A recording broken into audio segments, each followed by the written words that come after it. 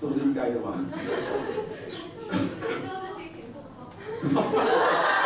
我再差100就看不懂了。好了，来我们看一下这个单元我要介绍的这个东西哦，叫做直线方程式语言。那一开始先介绍2之1，要先介绍的是直线。好，直线懂吧？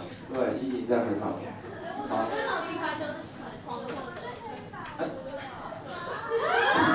怎么样？你刚刚进去的。我刚才看到我也吓一跳，说：“哦，为什么脸是黄色的？”哦，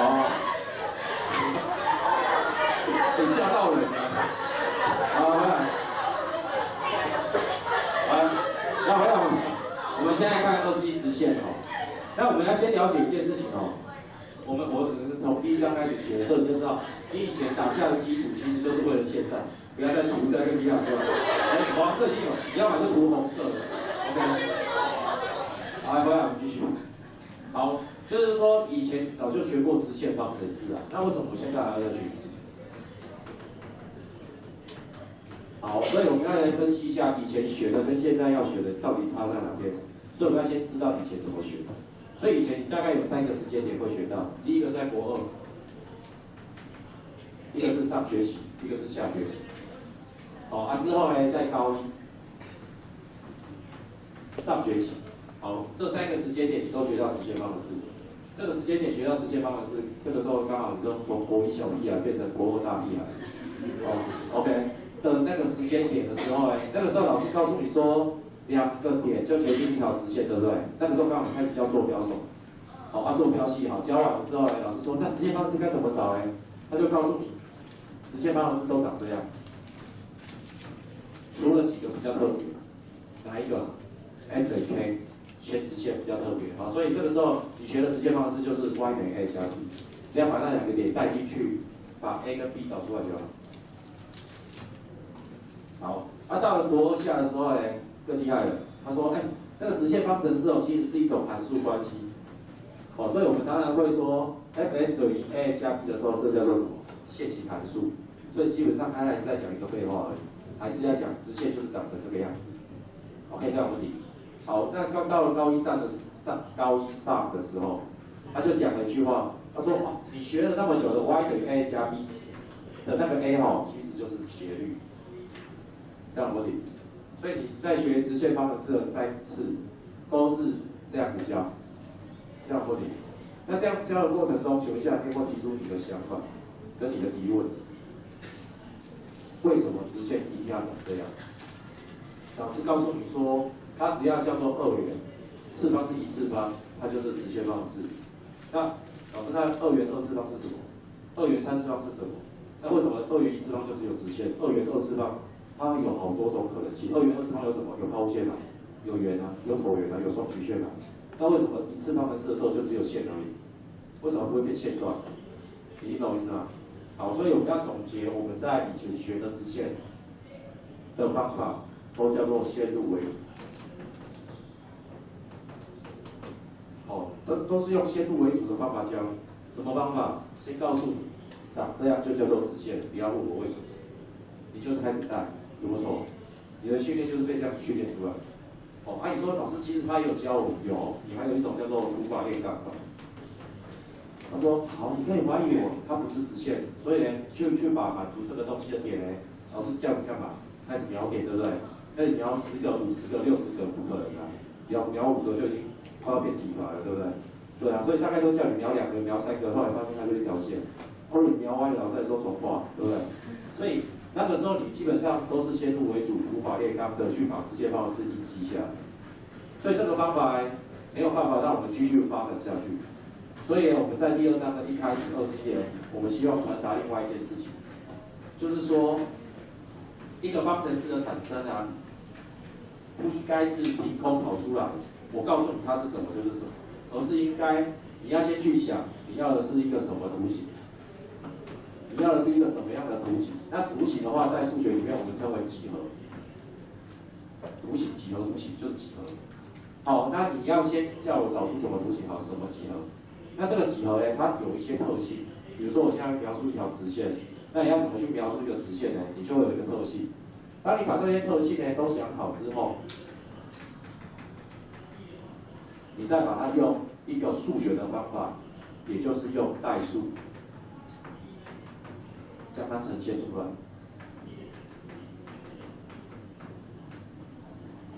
将一个几何图形该有的特性用数学的方法将它呈现出来，那这个方法我们就称它叫做什么？代数几何，几何代数。好，懂吗？这也就是说，这个单元我们要教你的一个方法，就是先把这个图形该有的特性是什么，那你利用这个特性呢，用数学的模型把它讲出来。那讲出来之后呢，你就呈现出这个图形。OK， 这样可以吗？好，那我们可以举一个例子给大家看。好，那这个例子也很简单。因为都要用我们已经学过的公式，所以我们先看一个，有一个 A 点叫做3等于2，有一个 B 点叫做5等于1。好，那我现在问你一件事情，这两个点可以形成一个线段，对不对？那这个线段呢，它可以找出的几何图形呢，有一种叫做中垂线，可不可以？我给你一个两端点的线段，那请你帮我把中垂线找出来，可不可以？可以啊，老师你用画图就画出来了。可是你现在希望用代数的方式呈现出来，那你就要先把它几何的特性是什么先讲出来。先看它几何的特性是什么？垂直，对，好，它有垂直。再第二个，它有做这个的中点。好，可是这样的东西我还是不够，为什么？因为我还没有学到斜率。好，等一下我们再讲斜率。所以我想要讲的是更基本的几何特性。它是它的中垂线，所以它会过它的中点。它也会垂直它，所以呢会造就它上面的每一个点都发生什么事？对，到两边的两端点怎样都等距。所以请问一下，我现在可不可以叙述这条线的几何特性？可以，这条线的几何特性就是它上面的每一个点到这个线段的两端点都等距。所以呢这个点我不知道。那这个点有两个坐标，一个叫 x 坐标，一个叫 y 坐标。不知道就用 s 来代替，用 y 来代替。它应该要满足什么？你的条件，到两端点等距，对不对？所以距离这个公式怎么算？我们就写过了，距离公式就是它到它的距离，就是 x 减3平方加上什么 y 减2的平方。记得开根号，对不对？那会等于它到它的距离，所以是不是得到 x 减5？平方加上 y 减1的平方，再开根号。好，那这个时候我就可以告诉人家，我这个图形所满足的几何特性，我已经用数学呈现给你了。好，那这个式子就是它的曲线方式。你相不相信？相信啊！为什么？你这句话就说明了，只要呢到两端点等距离的 s y 就会满足这个等式。所以这个代数式是不是在讲你刚才在叙述的几何特性？什么几何特性？到两端点等距。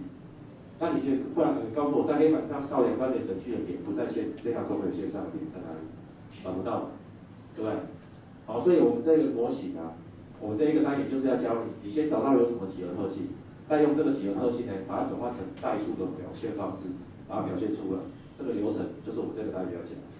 啊，因为这个东西很难，哦，所以我们开始练习，先从你最会的那个东西练习，就是直线，这样懂吗？这样会不会？好，那你说老师这个太难了，很像2次式，不会啊，你把它两边同时平方打开，这有 s 平方，这有 s 平方消掉 ，y 平方 y 平方消掉，一项整，你最后就是那条直线方式，这样懂吗 ？OK 好，所以这是一个我们的开场法。OK 这样可以好，所以我们这个单元要教直线方程式吗？不是的，其实是想要借由直线来透过直线来练习几何特性，用代数式表示，这样未来我们才能去呈现出其他的特别的图形，比如说抛物线，比如说椭圆，比如说双曲线。哦 ，OK， 这样可不可以？好没有？好。可是我现在心情已经太不好了，大家已经开始听不懂了，现在还好了。好，所以我们来看一下讲义吧。这样听得懂吗？好，那我们来看一下讲义。好，那讲义呢，因为我懒得再画这些图哦，所以我们看一下。那个，因为我刚才说，我们希望先找到几何特性嘛，对不对？所以我们要希望找到它的特性的话，就是希望去描述它。所以你看一下，我们想要用数学来学习描述这个世界，但是要描述的东西，我们一开始不能太特别。比如说，我现在想要去描述谁啊？张子龙好了，我用数学描述他，真的很难哎。难道我要用什么1等于派 i 平方？哦，这样1等于对吧？负1等于1的派 i 次方，这样来描述它，这样也不错啊。有的时候，如果你说交了一个数学系的男朋友的话，他可能说他用一个数学式描述，如果他用这样的话，那表示他还蛮爱你的。为什么？这个是数学界里面公认最漂亮的数学公式。对，这个公式1的派，对，哪里漂亮我也不知道哎。对啊，所以很多漂亮的东西我们不是都很了解。对，1是什么？对，说得好，1是什么？I 点，好，所以以后有机会我们再学它。好，没关系。至少张子龙，你知道现在老师用这样来形容你。OK， 好，那我们来看一下哦。所以我们希望在这个数学里面去形容的话，我们就希望先从简单的东西开始形容。好，那为了要形容它，所以我们会建立一些基本系统。好，那我们建立的第一个基本系统就是坐标系。OK， 好，那我们今天要先从坐标系开始。那我请你去描述几个我现在讲出来的几个图形。好，第一个，你看竖线，我们建立出来的坐标系啊，有竖线，有直角坐标系，最后下面还有一个极坐标嘛，对不对？好，这3种坐标，我要缩小。好，这3种，没关系，反正你有讲，我只是要讲一下。好，那在竖线跟直角坐标跟极坐标里面啊，如果我希望去帮我呈现出一个几何图形，叫做 hint， 你会不会呈现出来？比如说，我现在想要有一个点，这个点呢，它落在2这个位置。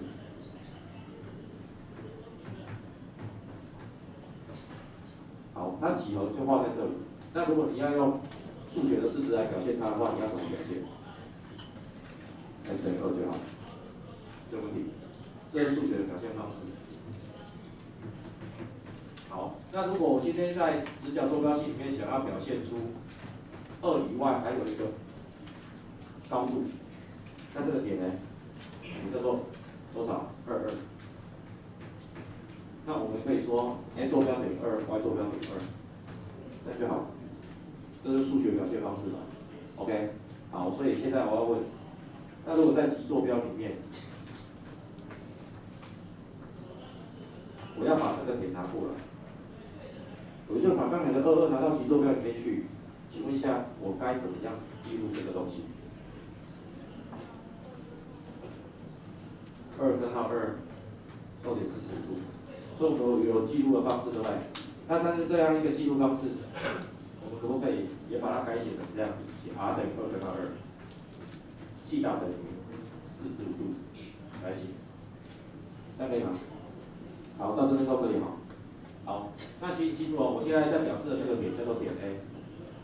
好，在这3个坐标系里面，我都把它表现出来了。好，那我现在的问题就来了，那我希望请你再表现下一个几何图形，那个图形叫做线段，请你把线段 OA 用什么样的数学式子表现出来？请给我。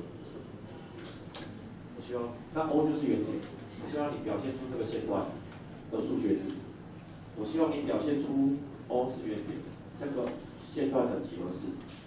我希望表达出这个线段的几何式子。在这3个坐标系里面，你该怎么样去描述它？好，开始写。2位同学。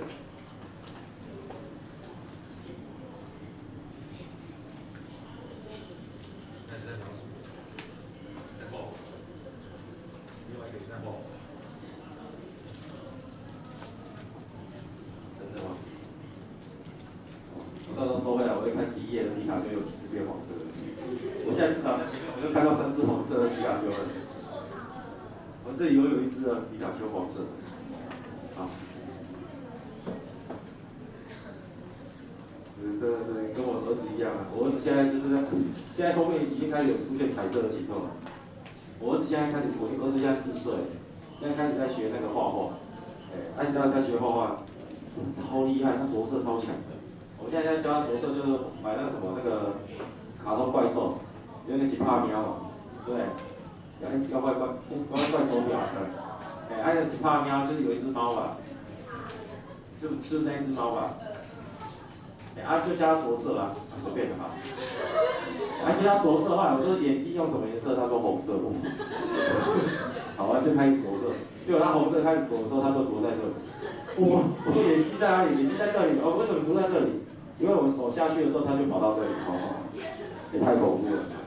后来他着色的，后来我们现在在训练说他着色不要离开这条线，但他着色很厉害，他都很喜欢着色到外面，所以他最后整个都涂完之后，他的整个图像有呈现那种马赛克的风格。对，下次我把它的当成里面的插图，我觉得还蛮漂亮的，很好笑的。对，假设你会看不到，你可以看看马赛克风格，所以这只猫看起来就有点像有络腮胡的感觉。好 ，OK， 好，那来问人哦，问一下线段 OA 在竖线里面该怎么呈现？要配谁？好，来，在竖线上，如果要呈现出线段 OA， 你要怎么去呈现？大胆讲没关系。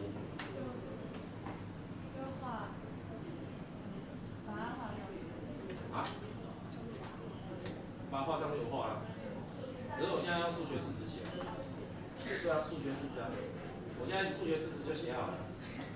这是几何啊，这是图形啊。我现在不是把图形画了，现在用数学的式子表现。好，现在线段的话该怎么表现？数学代数。用不等式想得好，有没有？没有吗？有很难吗？有人讲了一个，但是这个太难。其实你们只是不习惯这样讲啊。我现在讲出来就说，这不是废话吗？为什么不能写这样？为什么不能写这样？我写这样有错吗？这样的东西你不知道它是线段吗？知道啊，那为什么不要这样表示呢？你懂意思吗？所以我们现在要让你练习的一个方法叫做，你都知道它长怎样，你想要怎么表现方式，你现在只是说我不知道该怎么用，你知道，你只是不敢用，为什么？因为你没看过它可以这样子写，你懂吗？它可以怎么写？其实你只要用数学式子呈现出来，你能看着它，也能想到它，那你的方法就对了。你懂我意思吗？好，那我相信刚才想嘴巴默默的念出绝对值3个字的同学，他是因为他想要用一个比较自私化的模型给大家看，那个模型就是长这个样子。你可能会比较喜欢看到这个，对啊，那你有受虐过吗？你喜欢看到比较难的东西，就像你看到这个东西能马上想到那个图形，应该比较难。但是你看到上面这个东西，马上就可以想到它，不是应该比较简单吗？所以，当你把一个几何式子表现成代数式的时候，应该是先从最简单的表现方式先开始，而不是从最难的。OK， 这样模拟。好，所以下面在平面坐标上，这个东西的代数式要怎么呈现？我再找下一位同学，李丽娟，何来？就下一个，陈意如。来，你要怎么呈现？x 等于 y， 0小于等于 x， 小于等于2， y 也是。这3个条件要同时发生，还是只要一个发生就好？同时发生好，所以它的代数是写好了。所以你会怀疑他写的东西不是他吗？不会，他写对了。好，那我们现在的问题是，老师，那为什么他会写 x 等于 y？ 你可以从这个图形的构造去看。你有没有发现它的点坐标，在一个线段上面的每一个点，它都会满足 a 坐标等于 y 坐标。所以你这个时候你可以假设这上面的每一个点叫做 x y， 它满足了什么规则？满足了我的 x 跟 y 要一样。但是呢，我又不能让你无限的跑，所以我只能要求你 x 呢在0到2之间跑动 ，y 也只能0到2之间跑动。好，当这个一般的表现方式快速写出来之后呢，你就可以开始进行修整。修整成比较漂亮的形式，删除掉一些不需要的讯息。举个例子，它就可以把这个讯息删掉。为什么老师你可以删掉它？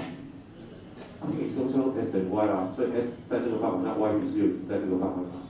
所以我们可以先写出一个比较啰嗦的代数式，但是呢，最后再进行修正之后的代数式 ，OK？ 好，这个叫做代数集合，所以要先让你呈现出这件事情。所以好，最后一个关键，好，我们来找看看谁来写。你们是月的？没有啊？哦，我说哦，好，有在收集笑容。好，吴雅琪，喂，你怎么写极坐标的这个线段？在极坐标的表现过程里面，你怎么呈现出这个线段？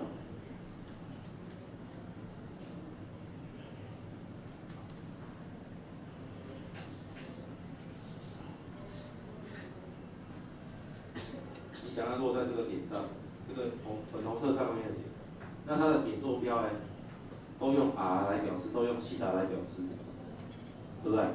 好，那你告诉我它的 r 有什么特性，或者是它的西塔有什么特性？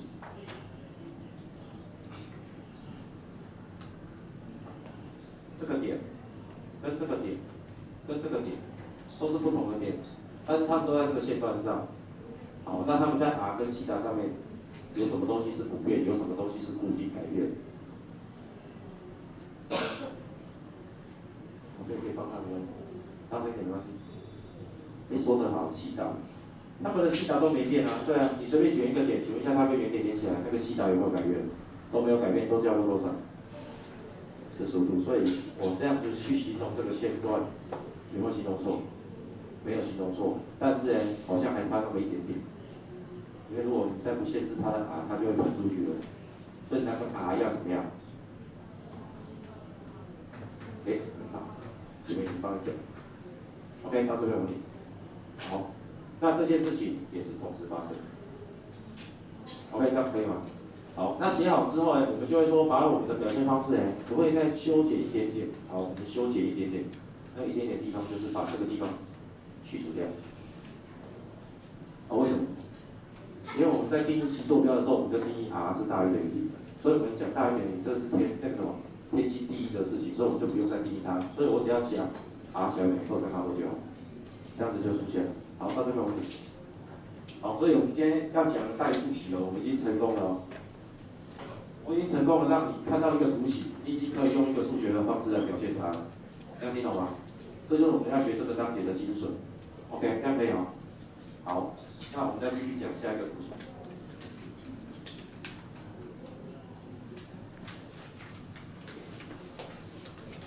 这做直线。反正它在数线上，你想要呈现出直线这个几何图形，根本就是废话。为什么？因为数线就是一条线，那你要在一条线上呈现出一条线，那就只有我自己啊。所以这个我写给你。OK， 可以吗？那老师，那接下来我想要呈现出直线，那就是 OA 这条直线。那这条直线的话，我发现它根本就无牵无挂 ，S 没有限制 ，Y 也没有限制，它只要 S 跟 Y 满足，一直永远都是这个就好。好，你终于看到一个你最常看到的一个表现方式了，有没有？你最喜欢看到的直线方式就是 Y 等于 S 嘛，对不对 ？Y 等于3S 加1啊 ，Y 等于什么东西，对不对？所以看到一个熟悉的 ，OK， 好，请问一下这里。我想要呈现出这一条直线，在极坐标里面，怎么样去叙述它的几何特性？西塔等于多少？可以很好，但是这样够吗？按多少？225，西塔225。好，请问一下，这两个是要同时发生还是一个发生就好？很好，这里写过。好，所以呢，我们的几何代号，我们几何用代数节呈现的方式，我们已经学的差不多。如果你能看得懂我现在在做什么事情，大概就知道我们接下来要做的事情是什么。OK， 就是你今天在这个图形，在这个坐标轴里面，你拥有的特性，它希望你去叙述它 S 这个的特性，你用叙述的方式呈现出3种不同的几何特性：点、线段、直线。你在直角坐标系里面，你的每一个坐标都有 S 坐标跟 Y 坐标，你去描述 S 跟 Y 这两个坐标的特性，呈现出不同的几何图形。你在极坐标，它只要求 r 跟西塔的变化，你用 r 跟西塔来描述它，描述好之后，你也可以呈现出所谓的线段跟所谓的直线。那我们就称这些都是方程式，听懂吗？而这个方程式的呈现方式，就是利用几何的特性转换成代号，也就是代数，去把它表达出来。这就是我们这个单元要教的。好，到这边为止，可以哈。好，所以我们现在用数学去描述一个我们现在看到的几何图形，其实我们是建立在坐标系上，所以我们还没有那么自由自在的发挥嘛，对不对？所以今天如果要在空间，我们生活的空间里面要描述一个东西，我就要找到一个定位点，开始执行坐标化。谁为原点，哪个方向为 x 轴，哪个方向为 y 轴，哪个方向可能就产生第三种轴，叫做 d 轴。那我们就要先讲好，讲好之后，我们就可以开始描述这个东西发生什么事情。OK， 这样可以吗？好，所以在这个前言里面，我已经帮你把几何代数的表现方式稍微都叙述完毕了，这样可以吗？可以吗？可以的话，那我们就可以来看下一个。那这里呢？有一个超出范围很多的，叫做非直角坐标系。非直角坐标系这件事情呢，我们晚一点再提它。哦，因为非直角坐标系里面的坐标表现方式，那它可能需要到我们还要把向量这件事情拿进来，所以呢，我们这个先把它放着，以后再来提它。OK， 这样可以吗？好，所以我们来看下一个重点。所以我们从竖线到直角坐标里面，我们说描述点的位置，我们学习会去描述一些简单的几何图形。我们从线段到直线，OK， 好，这样没问题了。好，那我们开始要学之后呢，我们要描述圆形这件事情，那以后再来讲。好，那我们现在的第一个问题，好，那老师，那我今天在坐标平面上要描述一条直线，我需要满足什么样的条件去描述，才能完全成功的描述它？才能成功的描述它。好，所以呢，我们刚才的开胃菜已经讲完了，所以接下来我们就是要来说明，今天你在空间跟平面上想要讲出一条线，你该具备什么样的条件才能讲出独一无二，只有这条线，人家也不会误会的线。好，你需要用什么条件？所以来看一下。所以我举个例子，我现在这里有一个点，这是1，那这个点呢，叫做21。好，那我想要请你去形容黄色这条线，你怎么形容？第一个形容，它通过10，又通过21，好，形容词结束。好，请问一下这样的形容词有没有只有唯一一条线？有没有哪一条线通过它又通过它，但是不是黄色这个样子？没有，对不对？好，所以第一种叙述方式叫做两点式。你说了2个点，我们就可以把直线表现方式、表现的叙述就讲出来。好，那所以这个叫做特征。好，这个特征是确定的，但是怎么用代数写，我们晚一点再来用。好，那老师，那还有没有第二种？有，我不要讲第2个点，我只讲第1个点，所以我只有讲1个点。但是呢，我告诉你，接下来那条线它走的方向就是走这个方向，走这个方向，或者是走这个方向。有一个线，它在这里，它往这边跑跟往这边跑，那画出来线有没有唯一了？有，好，我们称这个叫做点相式。也就是我们接下来要讨论的东西叫做点相式，很重要的一个方法。好，那这个点相式的向是什么？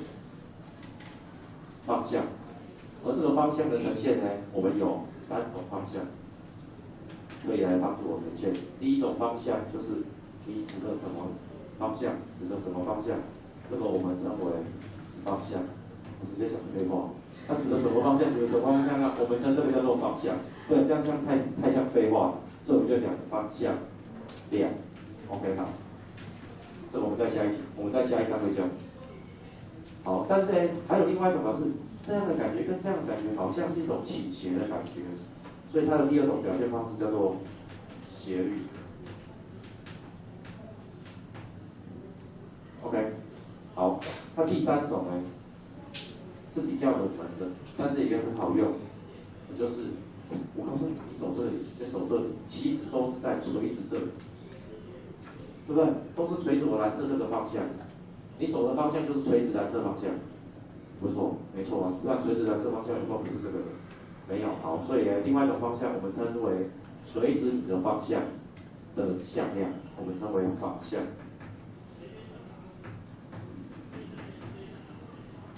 OK， 所以我们叙述一条线的方法出现了两点式和点向式，而那个向的描述方式有你往哪个方向走，指给我看，指好之后我们就说这个叫做方向。但是讲太弱，所以叫做方向量。好，但是指好之后，我们感觉这有一点倾斜的感觉，所以我们可以称这个也可以给一个斜率的感觉。好，那第三个我们就说你的方向都垂直蓝色这个，蓝色这个我告诉你好了，那这个叫做方向。好，那这三种方向我们现在这一章我们想要教的是用斜率来呈现。OK， 所以我们下一节会开始在教什么叫做斜率。OK， 所以斜率就是在这个课本开始的地方要介绍。好，那斜率这件事情的介绍我不会讲太多，为什么？因为你早就知道，你在高一的时候就有学过了嘛，就是一个物体倾斜的程度，所以它有往前走1公尺，往上走多少，往前走1公尺，往上走多少。但是我们要分这样子写还是这样子写，所以我们又加上了斜率的正负号，来呈现出两种不同的倾斜方式。所以我们就定义出了一个新的公式，一个比值关系。好，那这个我们后面会继续看到它。希望你们去先理解我今天为什么还要教一次直线方式，是因为我希望你透过几何的特性，改用代数的方式表现的一个流程，你把它学习好，你才能去呈现出其他的几何图形。所以我们从直线来开始练习。OK， 这样可以吗？好，就先这样，下课喽。